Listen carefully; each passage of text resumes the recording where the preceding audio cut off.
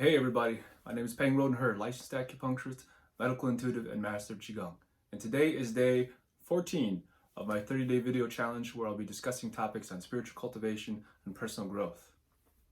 Today's topic is a little, what I recognize is that as this is a challenge, it is a challenge, it is quite challenging because I have to find topics to discuss about on a daily basis. And sometimes the ideas are just flooding through, but then I'm out of the moment, and so I need to kind of get myself back in the zone. And this is good practice. This is hard, but this is good practice for me because again, so for myself, there's this whole aspect in Asian culture in general, like be humble, be humble, be humble, be modest. And what it means is in in certain situations you need to definitely speak up and speak out. But then that whole these are some of the programs that I have that's running in the back of my head all the time. Be modest, be humble, be modest, be humble. And to me, basically means be quiet. It just means be quiet. You may know stuff, but don't talk like you know stuff. And even though you know something, somebody else knows more than you. So be quiet.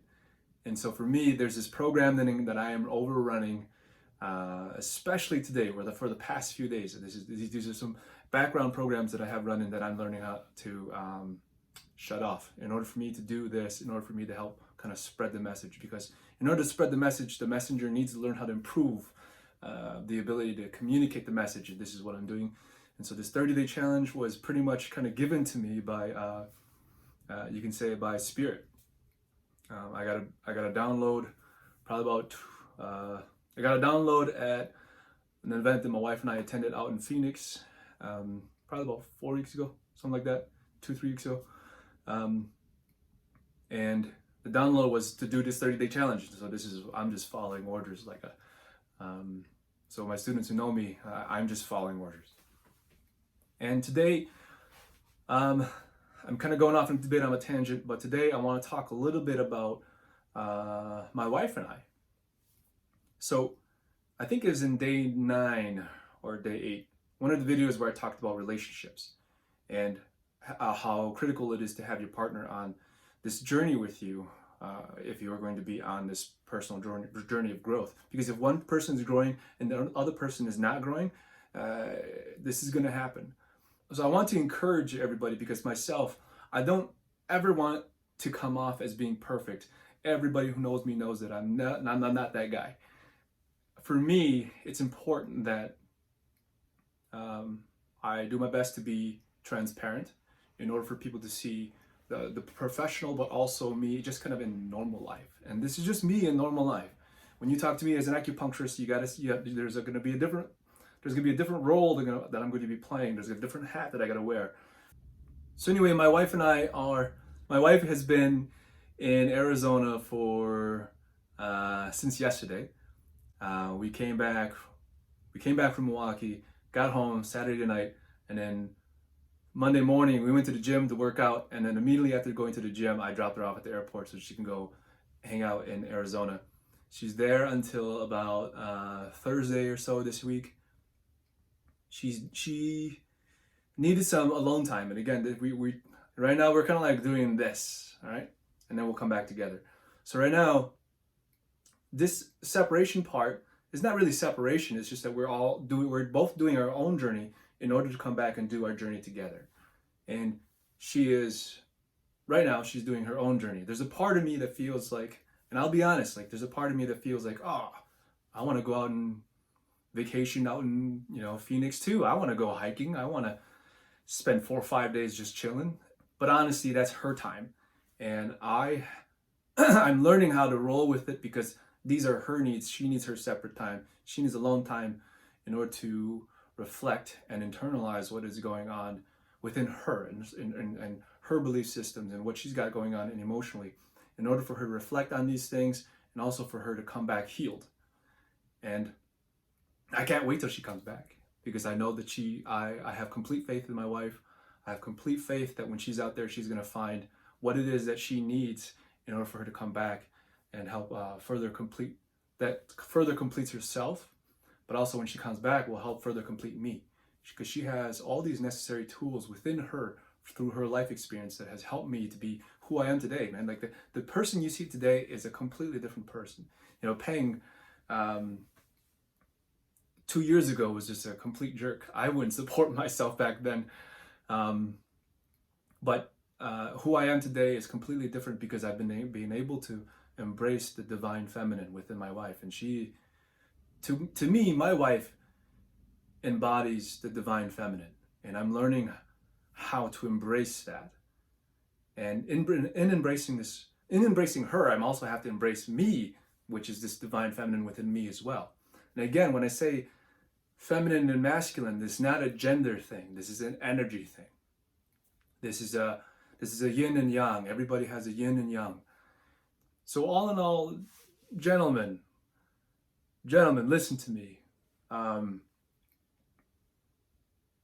If you found the right partner for you, support her process. Sit back, coast, support her process.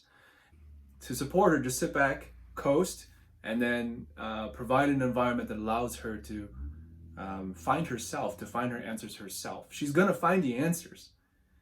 She's smart, she's brilliant, she's gonna find the answers, and you gotta step back and give her the space she needs in order to find the answers.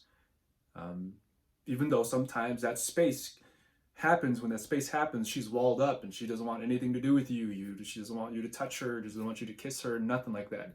I'm speaking from experience, yo. Ask her what her boundaries are, listen up and abide by those boundaries without asserting yourself.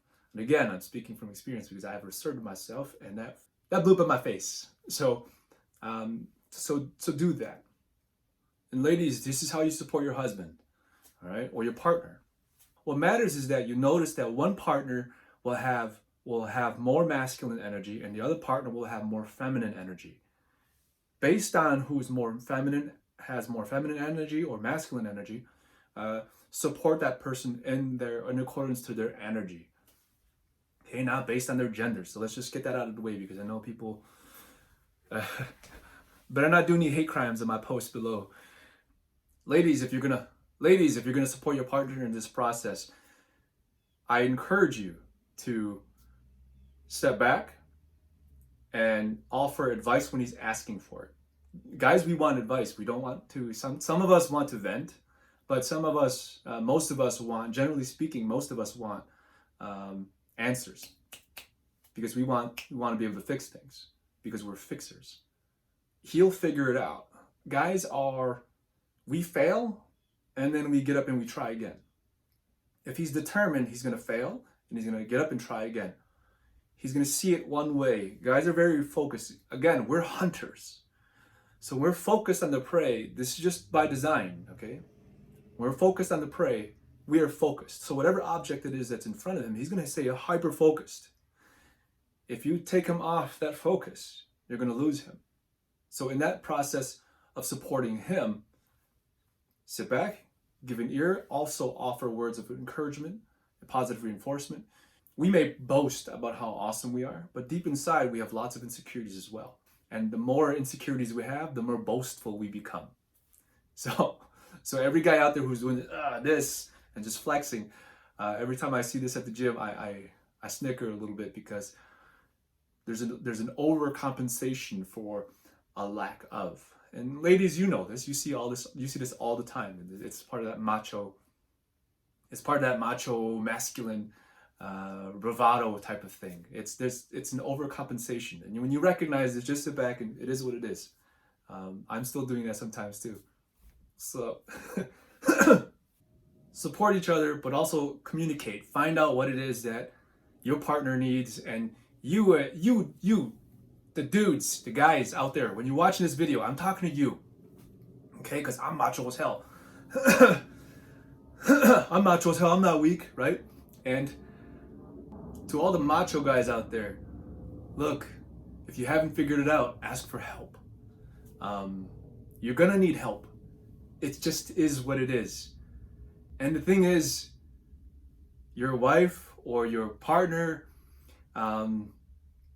she knows what your weaknesses are. When that person is gonna speak to you, do your best not to wall up. Take it on the chin. be open to some constructive criticism in order for you to be successful, in order for you to hit that level of happiness that you would like to achieve. So be open to that, man. Like don't be guarded. Don't be, oh, I can do better. I'm better. I know what I'm doing. I still have some of these traits that are popping up, and so I'm not perfect either. But I see you. I understand what's going on. It's okay. You're gonna make it. So to sum this video up, please encourage. And again, you don't have to take this advice. This is just my opinion. This is my experience. And if you find a better way, then go ahead and go with that way. But this is just my advice. This is my experience, and I'd like to encourage you to. And I'd like to encourage you guys to continue to figure it out, communicate with each other effectively, and find words to define your emotions and your feelings. Ladies, please give guys, the more masculine energy in your life, give him or your partner some space. The person who's more masculine, that person was more masculine. They're masculine because they had to be. They had to be more of a warrior. They had to suppress these emotions. And so they can only express emotions so we have a lack of emotional intelligence. We have intelligence, but we don't have emotional intelligence. So give your partner the opportunity to evaluate those emotions and try to help them define what those feelings are. Because as men, as boys, as we're growing up, we're only taught don't cry or anything that as men or as boys, when we're growing up, we're taught by other men that to be feminine is to be weak, to be a bitch, to be a girl. And this is toxic language that we as men are continuing to communicate. And I think that a couple more generations now, this language is going to die off. But at least I'm freaking hoping for. But as this process is happening, sit back, give him the opportunity to sit back, ask him questions. Well, how does this make you feel? These are all things that my wife has done. Well, how does this make you feel? Well, what's at the source of this?